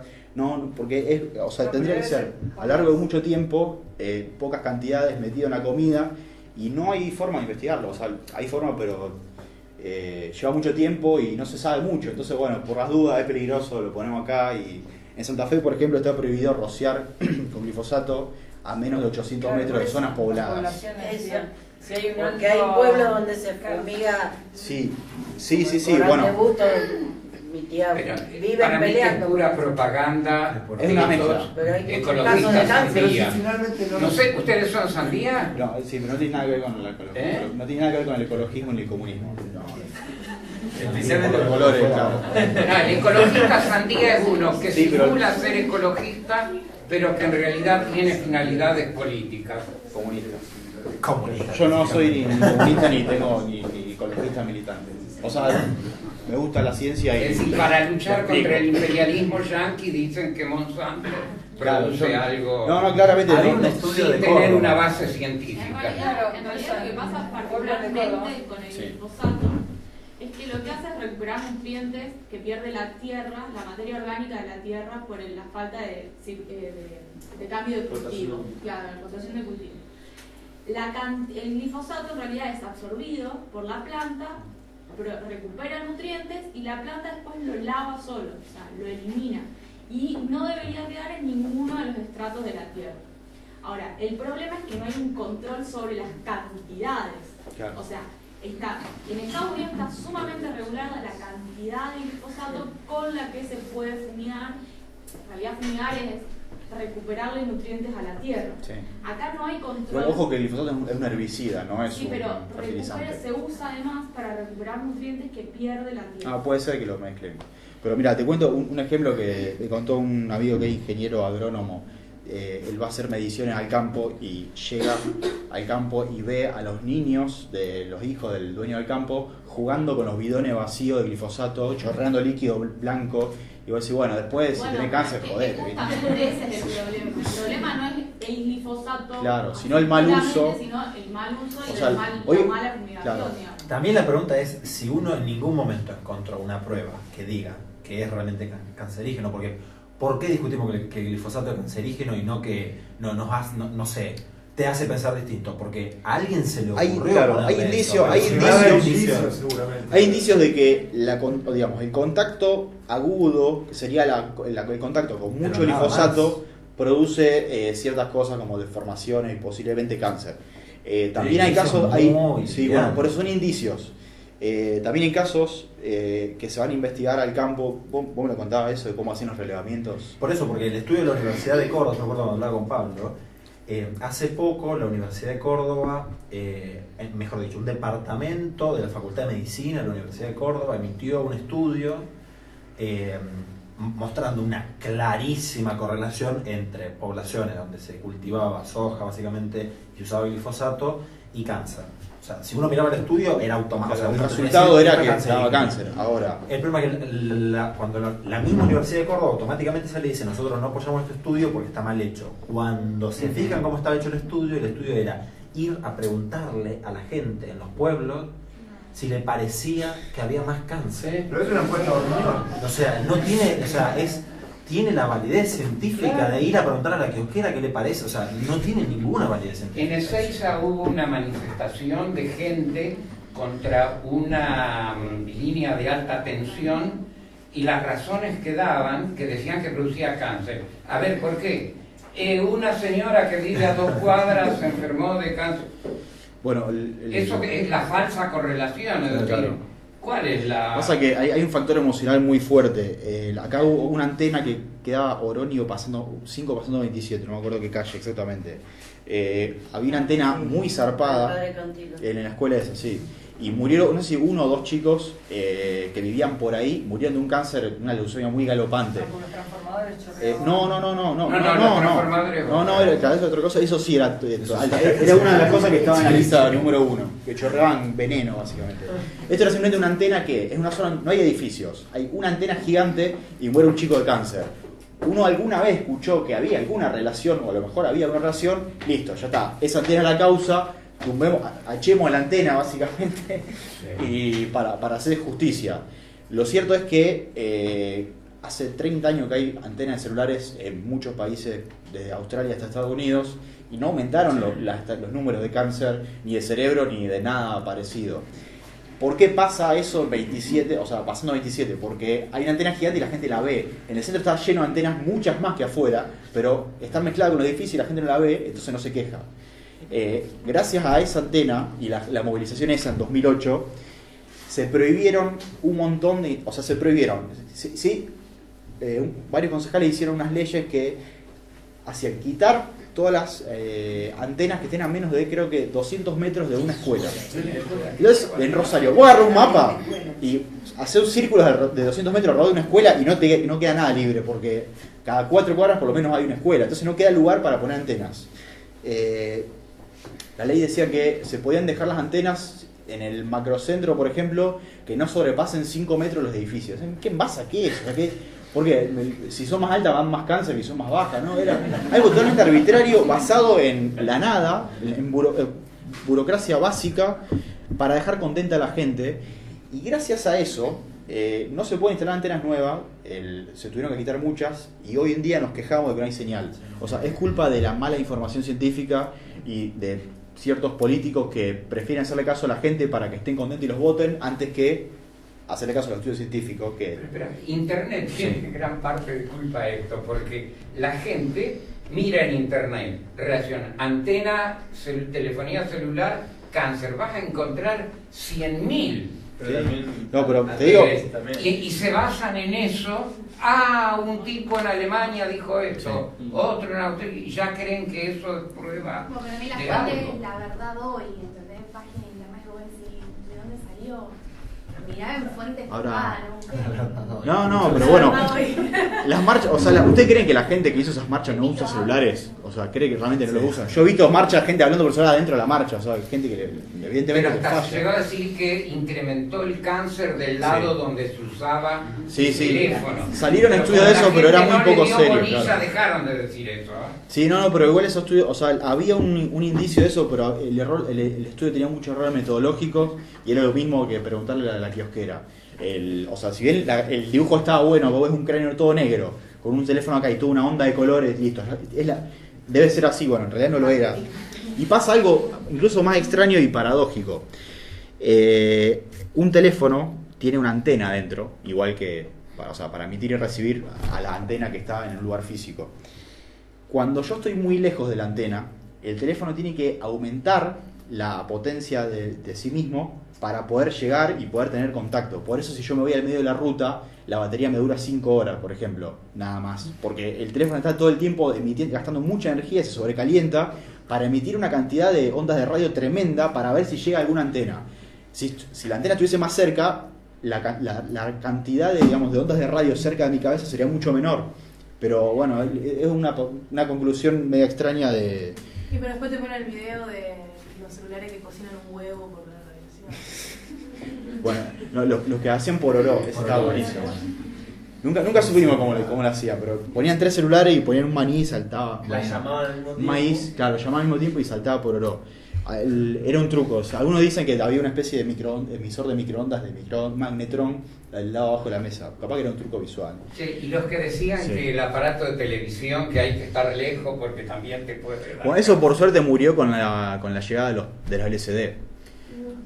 Porque el televisor era un tubo de rayos, o sea, es un coso que tira electrones a la pantalla y que bueno, si no hay estudios que lo respaldan, uno puede sospechar de eso, es entendible. Pero ahora con los LCD ya la gente se acostumbró. No, había también. Alejandro, te mala la vista, me decía mi mamá. Y si se Pero mira eso sí sigue siendo. si se mira Tinelli es peor. Tinelli está acá, abajo del... Bueno, siguiendo con esto. Probablemente, posiblemente, es como que un poquito menos de evidencia que para esto. Cafetería. No hay evidencia, la cafeína aparentemente no hay evidencia igual que el nylon y el mercurio. O sea, ojo, el mercurio es un neurotóxico, si vos te lo comes te morís, pero no de cáncer. Entonces, no está en esa categoría. Esto es gracioso.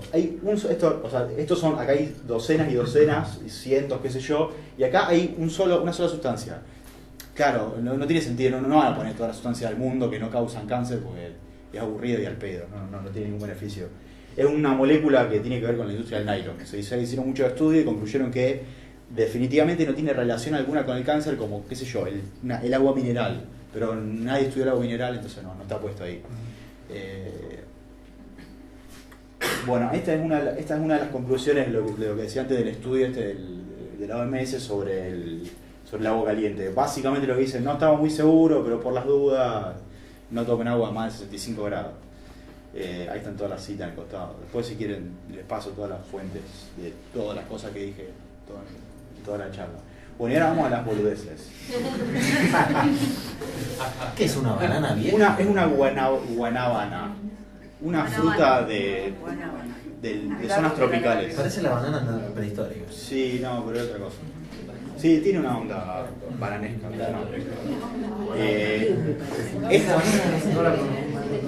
Esto posiblemente lo hayan visto en Facebook con afirmaciones como que es 10.000 veces mejor retardando la célula de cáncer, qué sé yo, que la quimioterapia. Bueno, claramente no hay ningún estudio que respalde que esto es 10.000 veces mejor que la quimioterapia, pero es gracioso porque la quimioterapia te inyectan un montón de líquidos que son bastante tóxicos y terribles. Si algo fuese 10.000 veces mejor que eso, sería como meterse una pileta de ácido, porque no está bueno que algo sea 10.000 veces mejor, más potente que la quimioterapia. Mucha gente comparte esto porque en esta imagen no, pero en otros te citan una universidad, Michigan, supongamos, con John McCain, ponele, fue un nombre al azar.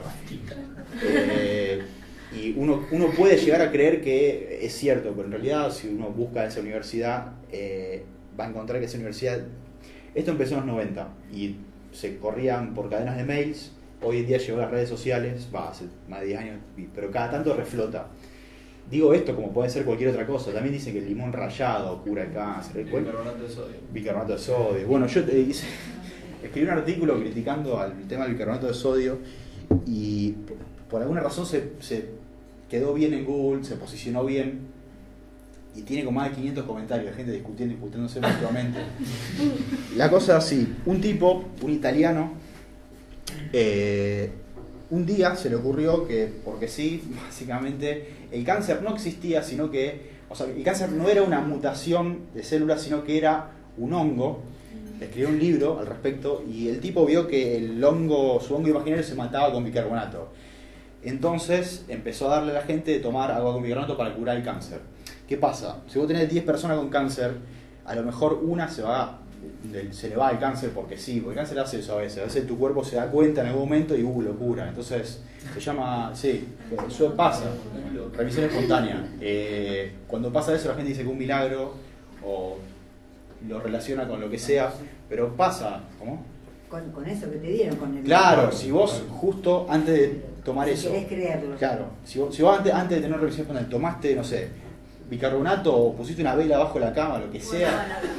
Claro, tomaste un jugo de guanabana, ni siquiera si es rico, no, pero uno claramente lo va a relacionar con eso. ¿Qué pasa? De esas 10 personas, 9 se mueren y no le van a contar a nadie porque se murieron.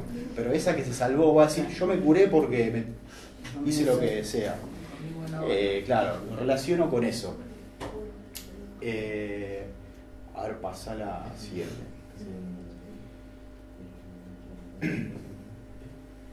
Perdón, no terminé la historia. El bicarbonato. El señor no solo le empezó a dar a la gente bicarbonato, sino que empezó a hacer una terapia de bicarbonato diluido en agua intravenoso. De más está decir que lo echaron de Italia al tipo, y le sacaron era médico, pero no era oncólogo. El tipo se vende como terapista de cáncer, pero no lo era. Pero era médico realmente, no sé si el chip. Nadie sabe por qué la gente se pasa al lado oscuro, o sea, empieza a vender algo que claramente no tiene sentido.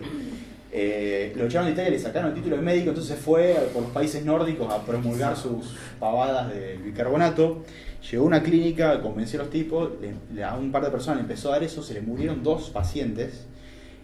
Pasó algo así como que, o sea, no quedó, yo busqué varias fuentes y no quedó muy claro, pero algo así como que entró Interpol y el tipo se escapó por la ventana y está prófugo.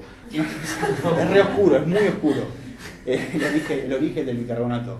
Empezó a fines de los 90, a principios del 2000.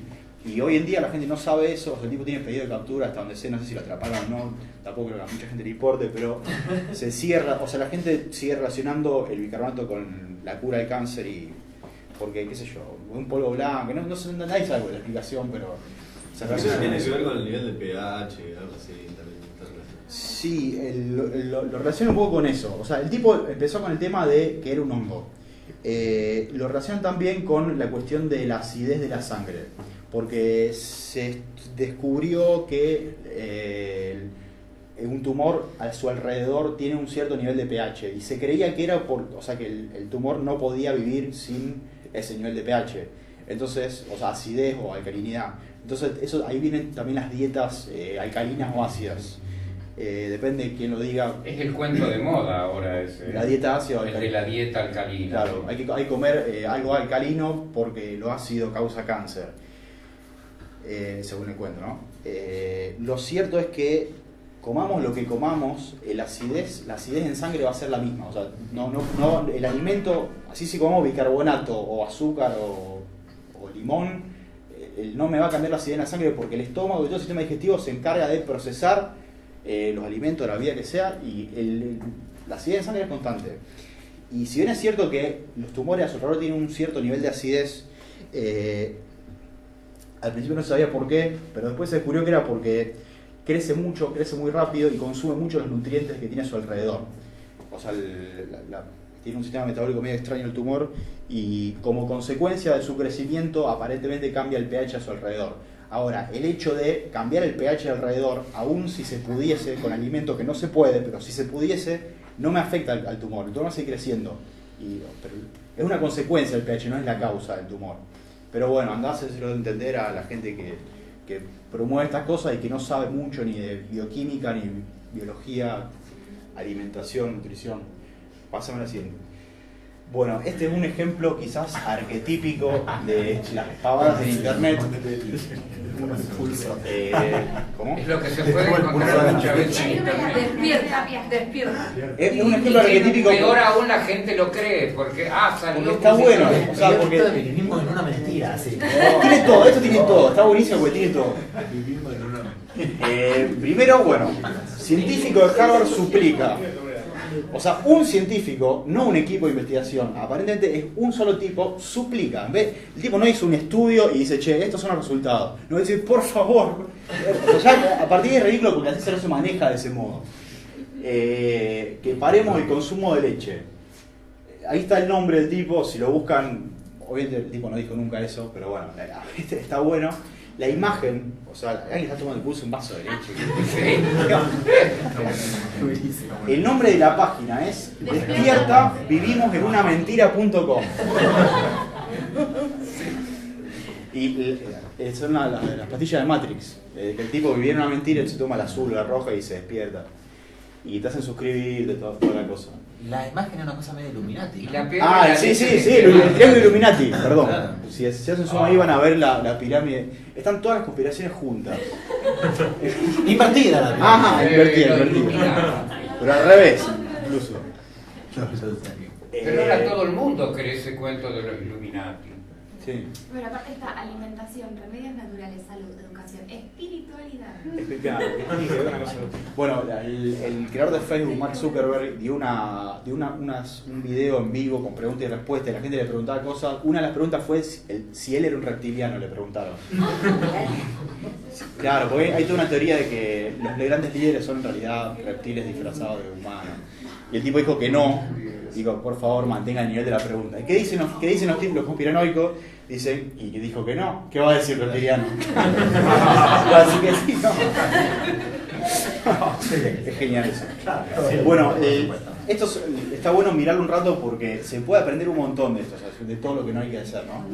Desde fuentes, o sea, páginas extrañas que te hacen sugerir que todo lo que vos sabés es mentira y que en realidad ellos tienen la verdad. Conspiranoicos. Claro, conspiranoicos. Los que creen que hay una conspiración mundial y que tienen una actitud paranoica de desconfiar de ellos todo. tienen la verdad. La cosa es que, bueno, primero la fuente. Uno cuando va a ver una noticia tiene que ver de dónde sale esa noticia. Que lo diga, o sea, que esta página diga esto no significa que sea mentira. Es mentira por otras razones, pero bueno, en general la mayoría de las cosas que dice esta página son mentiras. Las fuentes serias tampoco son los diarios, porque los diarios repiten boludeces realmente, sin fijarse, sin buscar cuál es la fuente. A ver si vamos a la siguiente. Ustedes, habrán visto la noticia esa de que mirar tetas prolonga la vida. No sé si alguien la vio. Bueno, según un estudio, que un hombre mire, o sea, hicieron a 100 personas le hicieron mirar tetas durante 10 minutos por día y esa gente, no sé, le prolongó la vida. No sé cómo, porque no sé si es poco tampoco. O sea, decían el nombre de la revista científica publicada, El Científico, y estaba más o menos explicado el experimento que parecía tener sentido. O sea, yo incluso, o sea, claramente no era ese el resultado, pero digo, algo habrán concluido. O sea, si hicieron todo esto, algo deben haber concluido. Quizás concluyeron que te aumenta el ritmo cardíaco, entonces dijeron, bueno, al aumentar el ritmo cardíaco es como hacer deporte, y quizás lo concluyeron por ese lado. Bueno, si uno, no le saqué captura a las noticias esas, pero las pueden buscar porque salen a cada rato. Encima en 2010, 2013, 2015 se hizo popular de nuevo esa pavada. Si uno busca el nombre de los supuestos científicos y de la revista científica, va a encontrar que esa revista jamás habló de tetas en su historia. O sea, es una revista donde se publican estudios científicos, pero nunca nadie se habló de ese tema. Y la supuesta persona que es una investigadora, una gerontóloga, si bien hay un nombre parecido, que he notado por acá, y por verdad un nombre yankee bastante genérico, era Karen Watherby, y la revista era The New England Journal of Medicine. La mujer esa no es gerontóloga, si bien hay un par de científicas que tienen un nombre parecido, no hay ninguna gerontóloga. Y encontraron que en esta revista, que es un tabloide de 1997 de Estados Unidos, experto en la Biblia, bueno, tiene una advertencia sobre los desastres y el fin del mundo. Hace 20 años, entonces todavía no fue el fin del mundo. Pasame a la siguiente. En esta revista publicaron esto. Se puede trazar, esta boludez de las tetas y de prolongar la vida se traza hasta acá. Si las mujeres eso es algo para nosotros, también. Sí, pero que nos hagan algo más. Mírense simplemente. Sí. No, pero queremos ver algo más. Si miramos A nosotros no va a hacer nada. al espejo, ¿qué tipo de teta? Claro, eso lo tenemos también. La cosa es que hay cierto estudio que, bueno, uno puede refutar que la guanábana cura el cáncer, pero uno no tiene ganas de refutar esto porque de última no le hace mal a nadie, ¿viste? Pero lo cierto es que si bien muchas noticias científicas están inspiradas en una noticia anterior y hubo un teléfono descompuesto en el medio, en este caso en particular no, o sea, se lo inventó un tipo. Esta revista se lo inventó un día que estaban al pedo en la redacción y pusieron, mirá, vamos a poner esto. Y lo pusieron y hoy, 20 años después, estamos con la misma boludez, los medios siguen repitiéndolo, refiriéndose a una revista que nunca habló del tema, una científica que no existe. Y bueno, no sé, ya vieron la tapa de la revista. No, pero esa noticia está abajo es buena. Su esposa le corta la cabeza a su marido porque la acusó de haber él la engañado. acusó a ella de claro, que ella lo engañó a él. fuerte. Entonces, es una especie de diario crónica. Ya saben las cosas de diario crónica. Bueno, entonces un poco la conclusión de esto era que hay que buscar la fuente y que aunque los datos que me muestra el estudio parezcan ciertos, realmente hay que buscarlos porque hay veces que están inspirados en una noticia científica real, que no tiene mucho que ver, pero hay veces que es real. último ejemplo, y ya terminamos porque ya se me está cansando.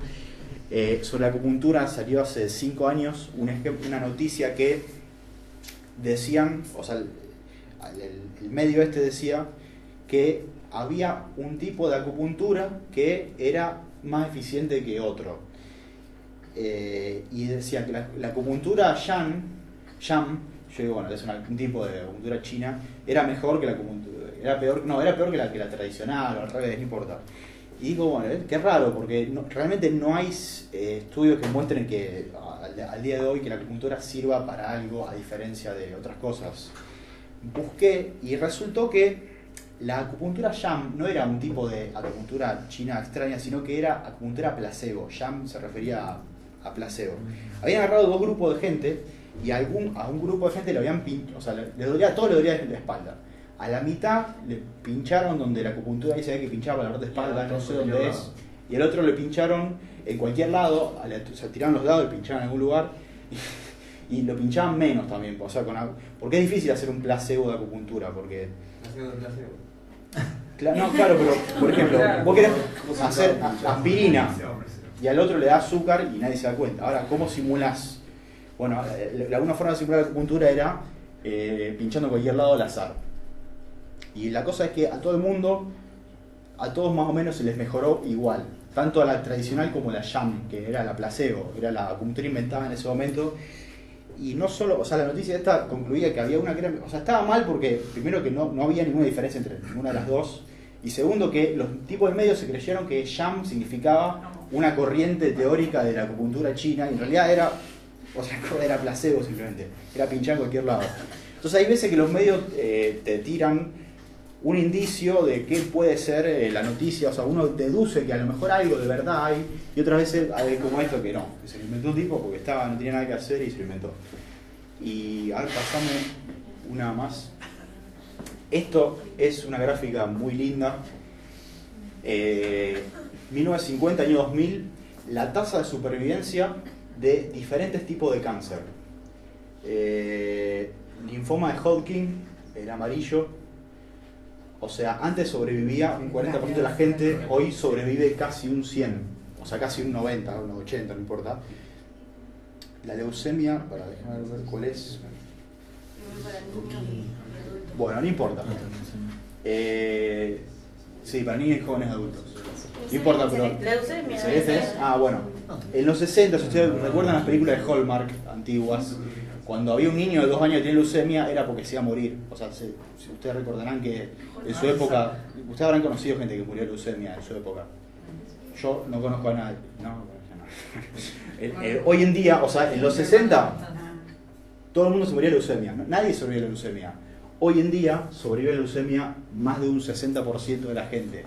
O sea, si bien no se encontró la cura para el cáncer, se encontraron, o sea, avanzaron los métodos de detección, avanzaron la quimioterapia, la radioterapia, se puede ser más específico en el ataque al tumor y todos los cánceres son más fáciles de sobrevivir hoy que antes. Entonces, eso de que no existe la cura para el cáncer o los científicos malos nos ocultan todo, no tiene mucho sentido porque si uno lo investiga va a ver que hoy en día se curan bastantes cánceres que antes no. Vos sabés que, perdón, una anécdota.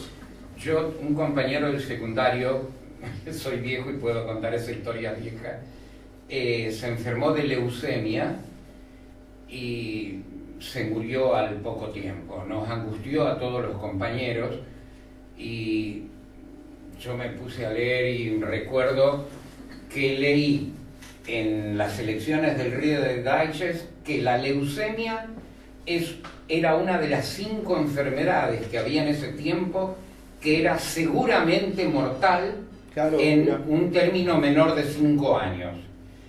Y actualmente eso se revirtió a tal punto de que el 95% de los que enferman de leucemia se curan definitivamente. Claro, fíjate que un cambio absoluto. En los 60 nadie zafaba, se morían todos. O sea, pasó de 0. Esta gráfica va hasta el 2000, pero seguramente... El azul es de la leucemia. Claro, en los 60 nadie zafaba. En los 90, un 40% de la gente zafa. Actualmente en España se cura de cáncer el 75% de la gente diagnosticada. Claro, bueno, por eso hay que separar.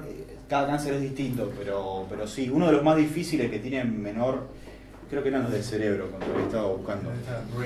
Claro, tumores cerebrales. El de páncreas es uno de los más difíciles que tenga cura. El de pulmón también. Bueno, pará. No sé si alguien vio o no vio un video que puse en Proyectos al Día hace poco sobre tumores cerebrales. Bueno, lo cuento para los que no lo vieron. Hubo un avance muy zarpado en el tema ese que, o sea, uno no puede extirpar un tumor del cerebro porque el cerebro, todas las partes funcionan y hacen algo, y si vos te sacás un pedazo, te quedás sin hablar, sin mover la mano, sin recuerdo, de algo perdés. Hicieron un experimento con 5 personas en el cual le sacaron un pedazo de cráneo en la zona donde había un tumor y le implantaron una malla con electrodos. Y a lo largo de 3 meses, esos electrodos le daban pequeños pulsos eléctricos a la zona donde estaba el tumor. Muy pequeños, pero en aumento. Entonces el cerebro se dio cuenta que estaba siendo afectado, digamos, por un agente externo, así que movió las funciones, o sea, esa parte, por ejemplo, la función del lenguaje estaba sobre el tumor. Como le pasaron electricidad, el cerebro empezó a usar otras neuronas y recableó todo para otro costado. 3 semanas después, esa parte donde había un tumor dejó de servir para nada porque el cerebro se reorganizó. Es como que movió todos los muebles para otro lado, sacaron el tumor y los tipos no tuvieron ninguna consecuencia perceptible. A lo mejor sí perdió algo, pero no perdió ni el habla ni la movilidad. Le habían hecho una resonancia magnética y esa era la zona del lenguaje antes de empezar el proceso. Al finalizar el proceso, 3 meses después le hacen otra resonancia y el lenguaje estaba en el otro hemisferio. Le movieron de hemisferio la función del lenguaje. Es algo muy zarpado que hace un mes no hubiera imaginado que se podía hacer. Y lo hicieron unos científicos españoles en 5 personas y lo publicaron en una revista de neurocirugía. O sea, sí. O sea, está súper beta todavía eso, ¿no? 5 personas nada más. Claro, no existe. De los cuales uno se murió porque ya estaba lo agarraron muy avanzado. Pero, o sea, todos los otros casos parecieron funcionar bastante bien y van a seguir experimentando. Total, no perdés nada. O sea, si vos tenés un tumor en el medio del cerebro, ya está. No tenía. De última, no perdés nada. Si no, ya lo tenés, vamos a decir. ¿Cómo? Que no ya lo tenés. Claro, no ya lo tenés. Y si eso se avanza un montón, yo creo que la curva del tumor cerebral de acá a 20 años, 10 años, va a seguir subiendo. Así que hay avances todos los días en cosas que son inimaginables.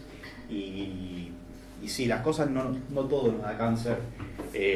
Como ven en las primeras gráficas, si bien hay estudios que dicen que sí, en realidad no hay que fumar tanto, no hay que comer tanta carne y bueno, listo, no es tan difícil. Y hay que esperar que los científicos o investigar, hacer ciencia uno, investigar para intentar apuntar para ese lado y subir las flechitas, que las tasas de supervivencia sean mayores. Así que bueno, eso es un poco todo.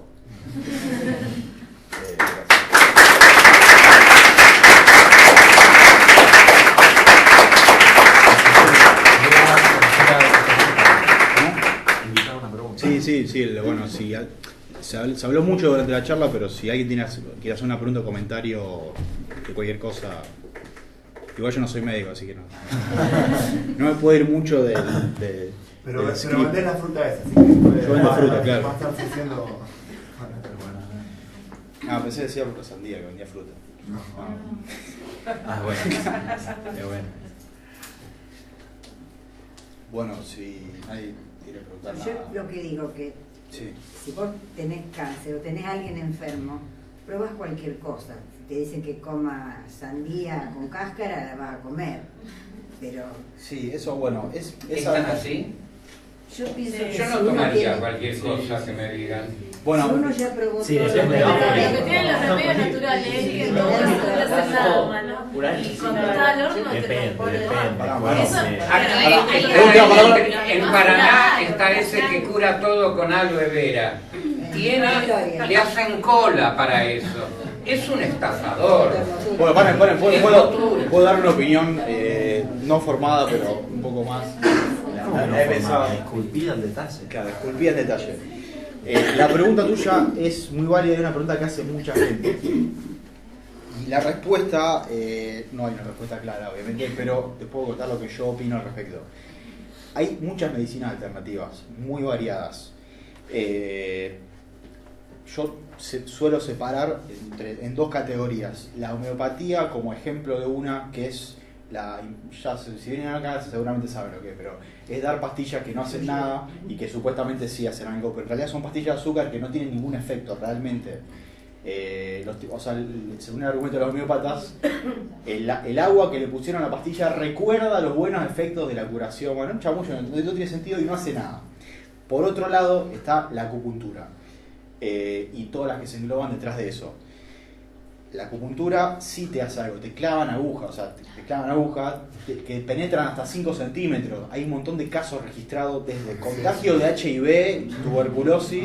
Hoy en día ponele que la esterilicen, pero neumotórax, colapso de pulmones porque pinchan los pulmones, a gente le ha atravesado el corazón y se ha muerto desangrada porque le ha atravesado el corazón, o roto nervios.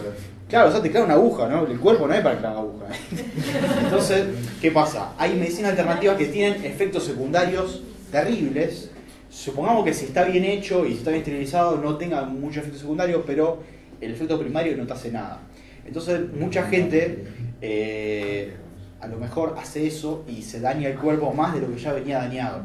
Otro chamullo bastante popular en América del Sur, no actual, de hace unos 10 años por lo menos, es el consumo de esos bichitos chiquititos. ¿Los gorgojos? ¿El gorgojo no va nada? Bueno, el consumo, según los pro gorgojos, que no son científicos, sino son tipos que un día se le ocurrió que comer gorgojo curaba todo, porque sí. Según ellos, el gorgojo se come. Un día te comes uno, o después te comes dos, después 3, después 4, y después 40 días, el número 40 tenés como una cuchara llena de 40 gorgojos.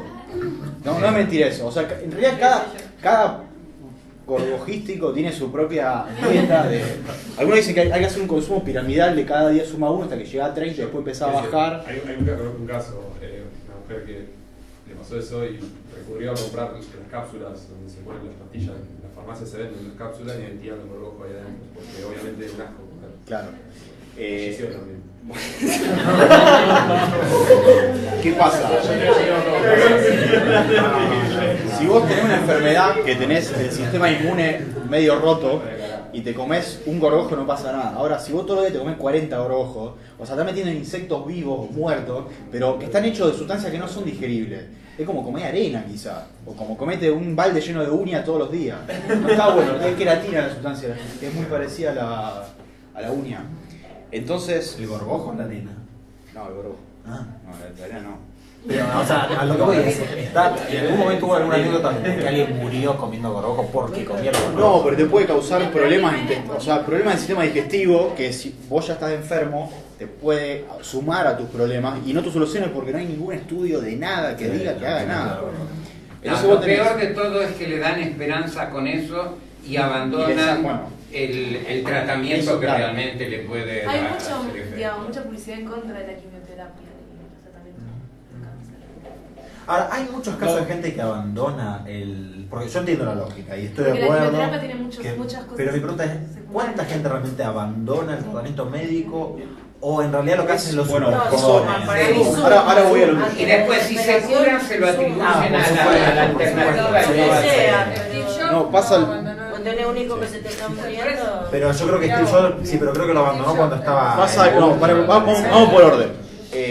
Tu pregunta es difícil de responder porque al ser algo marginal no hay datos. O sea, ¿cómo podés pedir cuánta gente realmente lo abandona si justamente hay gente que se está saliendo del sistema? ¿Cómo obtenés el dato de cuánta gente se sale del sistema? No es tan fácil. No sacan el dato automáticamente. No es tan fácil, porque no es tan fácil. O sea, los estudios epidemiológicos son muy complicados. En Argentina ni hablar. Pero poner en Estados Unidos está todo sistematizado. El tipo capaz que se va por que le falta la plata o porque se mudó de ciudad. Es muy difícil. Sí se puede hacer, no es imposible. Pero es muy difícil hacer un seguimiento de qué pasa con la gente que no, o sea, que va a médicos alternativos. En Gran Bretaña tienen una lucha muy grande porque en Gran Bretaña hay un hospital homeopático en el centro de Londres, nadie sabe por qué, o sea, claro, se originó ahí, pero sigue estando con un cartel gigante, a pesar de que no hay ningún argumento en favor de la homeopatía, está el homeopático. Es una vergüenza de salud pública, pero bueno, al mismo tiempo... La reina tiene un médico homeópata. No estoy seguro. Creo que sí. Creo que el Estado pone plata. Hay un hospital construido. ¿Cómo? Sí, que no es medicina pública. No, pero el Estado debe poner. Tiene razón, es verdad, no hay efectores privados de salud. No hay privados. Me parece que es una cosa mixta, es como que vos lo ponés, pero es como que... No sé cuál es el origen, pero tiene 100 años el hospital y está ahí. Y lo vi hace poco en un video, un tipo que mirá, qué vergüenza, qué sé yo. Bueno, al mismo tiempo, en Gran Bretaña hay leyes que prohíben que uno ofrezca que tal cosa cura el cáncer si no hay estudios que lo sustenten. Hoy en Argentina vos vas a cualquier farmacia y te dicen, vos tenés la cosa de verdad, y si vos mirás bien va a tener el té que cura el cáncer de próstata, el té que cura el de pulmón, y es una locura eso, porque es mentira, o sea, realmente no lo hace. Entonces, bueno, en Gran Bretaña hicieron, que tiene todo este lío, esta pelea de racional y irracional, hicieron una investigación en la cual disfrazaron a una mina, a una muchacha de estudiante, y la hicieron ir a 10 homeópatas distintos que sacaron del diario, totalmente aleatorios, y le hicieron decir que le diga a cada uno de esos tipos que ella se iba a ir a África, a un viaje a África, y que no quería vacunarse contra la malaria. En realidad es una pastilla que se toma, un procedimiento para ser inmune a la malaria durante un tiempo. Es una vacuna profiláctica. Porque no tenía ganas. ¿Por qué no? ¿Y qué le respondía desde la homeopatía? De los 10 le dijeron, sí, no uses eso porque te hace mal al hígado, eso, y tomá esta pastilla homeopática. Los 10 dijeron eso. Y la mina lo filmó a los 10 y tuvo todo un escándalo. La cosa es que si esa chica realmente se iba a África, se iba a morir. Se iba a morir de malaria y nunca nadie se va a enterar por qué, a qué médico fue, porque no está registrado, porque... ¿Cómo sabemos cuánta gente hay que está yendo a tratarse de algo y le están dando algo que no sirve para nada, le sacan plata y después la persona se muere? Es un tema muy difícil. Cuando vos decís que estás en la línea terminal de que no tenés solución, no tenés respuesta por parte de los científicos, y uno dice, bueno, yo voy a rezar, voy a poner, qué sé yo, voy a hacer muchas cosas distintas, está bárbaro, que eso queda a criterio de cada uno. De hecho, puede pasar que el hecho de depositar tu esperanza en la fe quizás te ponga contento y eso ayuda al sistema inmune, puede servir eso, pero hay que tener cuidado con que la medicina alternativa que uno vaya a tomar no te haga mucho daño, como la acupuntura, capaz te clavan y te morís de un acuchillado, o te contagian otra enfermedad, o que no te saquen mucha plata también, porque los tipos eso, con la gente que está así, le empiezan a hacer una manganeta y terminan sacando mucho más lo que salía las flores de Bach. La flor de Bach es un derivado de la homeopatía. Claro. No sirve para nada tampoco. Aquí en Argentina tuvimos el caso del Hansi, que cuando uno iba a retiro, los ómnibus decía Hansi. Había 2 cuadras de cola de gente que hacía cola para comprar un frasquito que costaba una barbaridad, y era agua, porque era un remedio homeopático, pero habían hecho toda la propaganda de que curaba todo, y había gente que hasta sacaba créditos para poder comprar esa porquería. Sí, muy triste.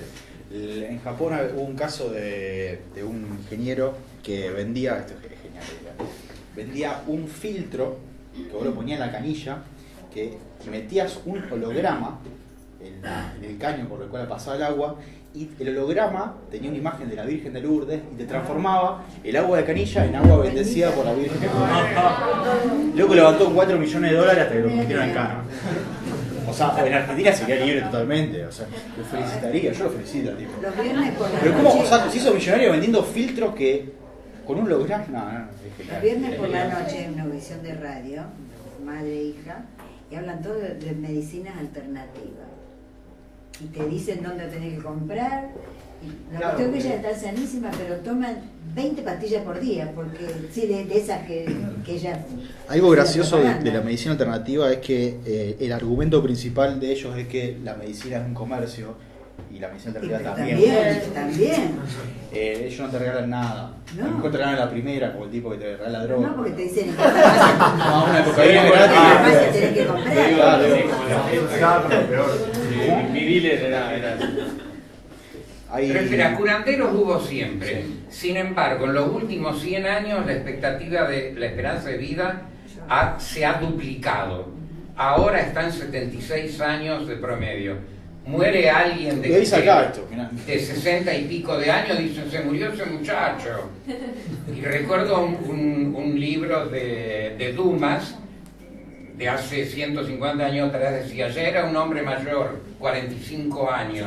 Uno dice, ahora, de que antes alguien de 45 años ya prácticamente... No se ha encontrado nunca un esqueleto de un hombre de la antigüedad, del hombre primitivo de más de 35 años. Sí, es cierto. Porque para la naturaleza lo único que le interesa es que la persona se haya reproducido y que haya llevado a la cría exitosamente.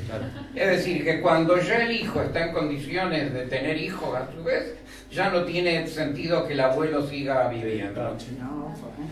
Claro. Para la naturaleza.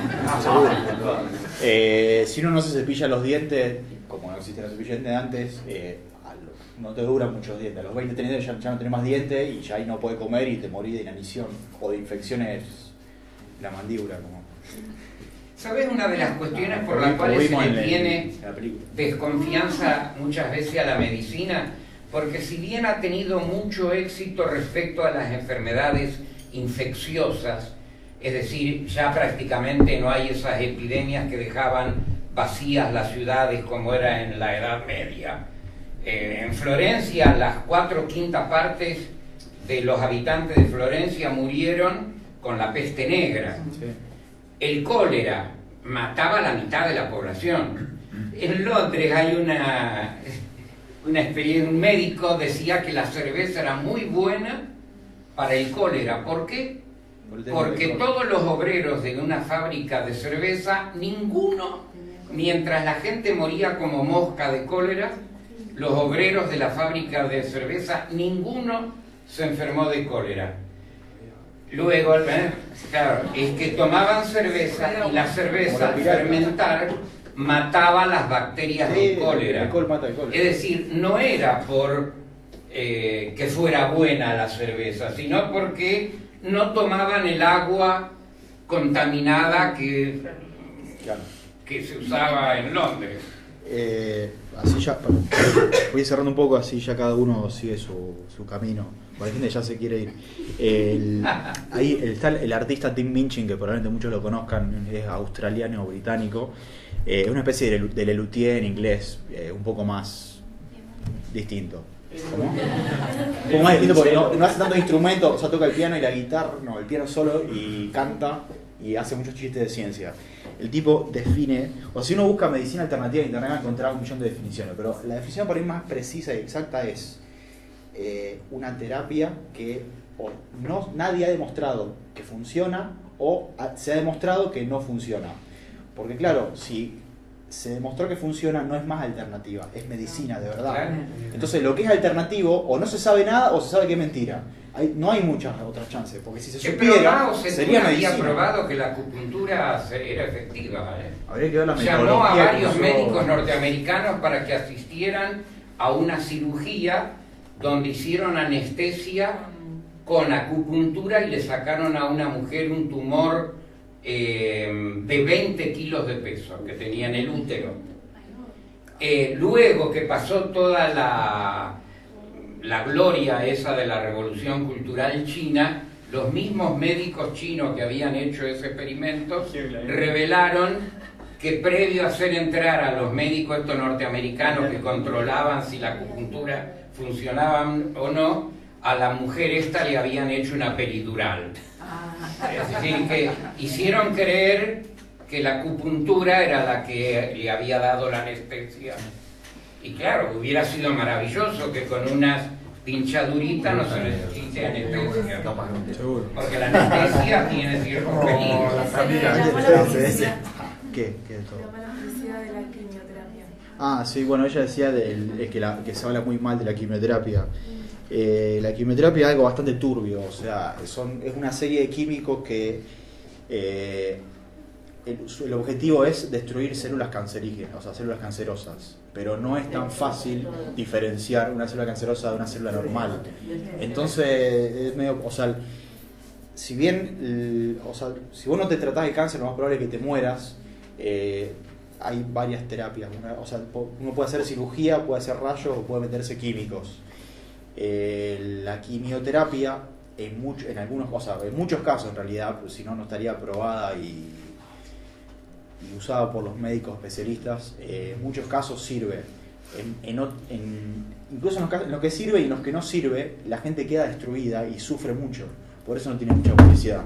Pero, se sirve, sí funciona la quimioterapia. Y eso igual se lo tiene que preguntar a un oncólogo especialista. Yo estoy destruido. Tuve un cáncer hace 16 años atrás. Me sacaron medio pulmón para eliminar el tumor canceroso. Me dieron quimioterapia y con eso me salvé. Pero lo sufriste en el proceso. No es tomar una aspirina. La gente pierde el pelo. Ay, bueno, y después te vuelve a crecer. Yo prefiero perder el pelo. A mí se me cayó el pelo, pero luego también me volví depende de la a crecer. persona. No, pero lógico. Por eso, la quimioterapia tiene un montón de estudios científicos que lo respaldan. Cada persona, primero que no hay un cáncer, sino que hay cientos de tipos de cáncer distintos y cada persona tiene diferentes combinaciones, diferentes tipos de cáncer con diferente metabolismo.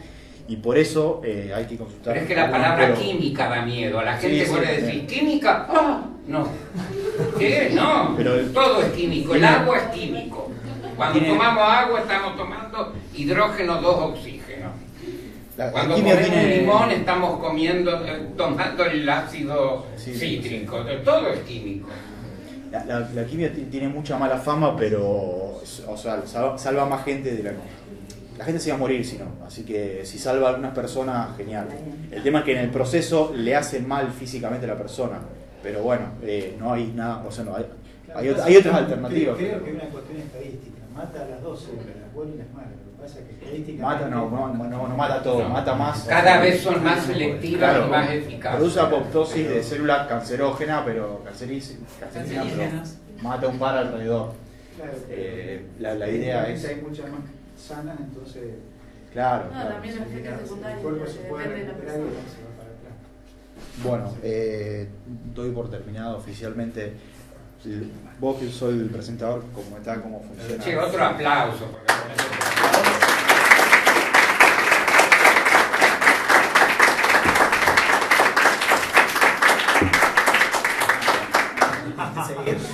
No, lo único que les puedo decir es, además de muchas gracias, el que quiera, no sé, de la gente que no conocemos, quizás a nadie le interesa, pero algunos nos vamos a quedar a comer acá, así que el que quiera quedarse puede comer la hay comida pizza, que también pide Betania. ¿Hay muchas pizzas o hay pizza, hay cerveza, algo así hay? Una bebida cancerígena hay. El solo de ¿cómo? Sí, creo que bueno, están todos invitados a quedarse con unos porrones. Creo que quise. No creo. Sí, a la próxima no salgan de antes, tengo los pies congelados.